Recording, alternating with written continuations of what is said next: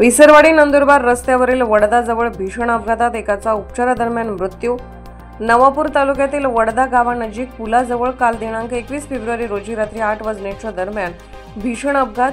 विसरवाडीकडे जाणारी दुचाकी क्रमांक MH39 AP 7086 अपाची व वडदाकडे जाणारी दुचाकी क्रमांक MH39 H 8582 दुचाकी अपघात झाला असता नंदुरबारकडून विसरवाडीकडे जाणारी आयशर गाडी क्रमांक MH39 AD 2414 हिने दुचाकीस्वार बाबूलाल शामू कोकणी राहणार वडदा यांना वाहनासोबत 30 ते 40 फूट पर्यंत घसरत नेल्याने दुचाकीस्वार गंभीर जखमी झाला असता आयशर चालक घटनास्थळावरून फरार झाला होता। स्थानिक नागरिकांनी जखमीला 108 रुग्णवाहिकेची प्रतीक्षा न करता खासगी वाहनात जखमींना नंदुरबार जिल्हा रुग्णालयात रवाना करण्यात आले होते।